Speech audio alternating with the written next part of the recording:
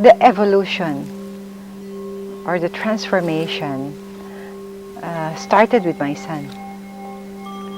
I think you know already the history of my son, that he left home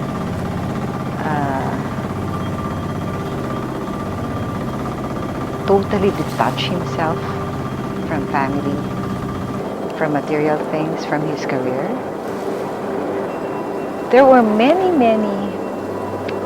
questions during that time, including fears as to how will I know if something happens to him?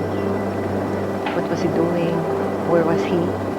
And when I found him, I think all the answers to those questions were answered. So I started asking myself, what was there in what he did? In fact, we would always talk after that experience. And he will be vague, not direct with his answers, but he said, you'll find out. You will know. It became a personal journey, trying to search for answers or trying to understand why it happened, why that painful experience happened in our life. And in so doing, I think I found the answers through him, through friends, through mentors, through books. I started actually reading his books, not knowing why, but maybe in trying to understand who he is now, at the present moment. And I found it.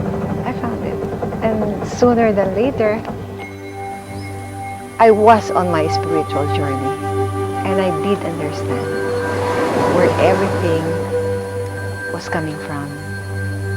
I'd like to go back to that time when I found my son. That was in one of the islands in Palawan. I saw the change in him. There was so much calmness in him, which was not there before. So he explained to me, I can't say in so many words, but briefly what happened to him.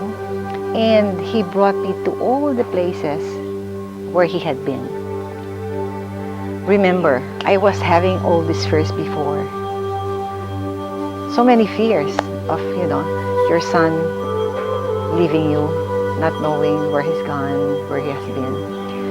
But during this journey, he brought me to the places where he had been. And that was my first lesson on fear. That it's unfounded. There's nothing to fear. And that really hit me. I think it became my personal journey. Number one is I connected with Mother Nature.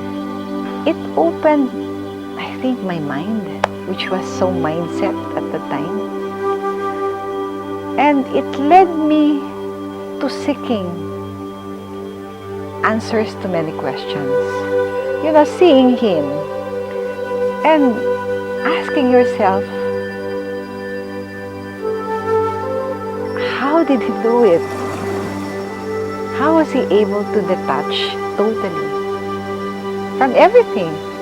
Right? I mean, not many people will have the courage to do that. So in a way, he became an inspiration. I saw him meditating. I experienced inner dance.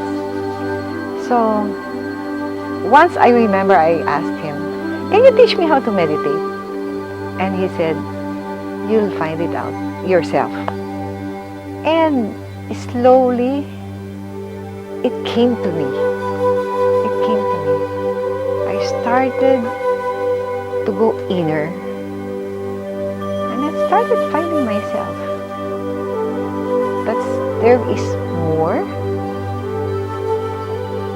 to doing your everyday thing, and I think I found the secret. Inner dance, to me, to me anyway, inner dance is normally I would start my day doing yoga and inner dance. Yeah. I think it balances my day. It, in a way, it aligns me with the rest of the day if I start doing that. I've experienced it, and there were times when, I will not start my day with that. And I noticed that it becomes chaotic. So I think it helps me a lot starting the day right.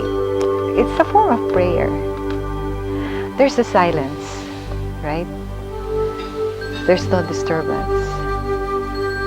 So when I start, I put the intention, whatever it is. I light a candle. You're burning the light to fill up your day. I burn an incense to offer to my spirits, to my guides, to my angels, and you easily connect.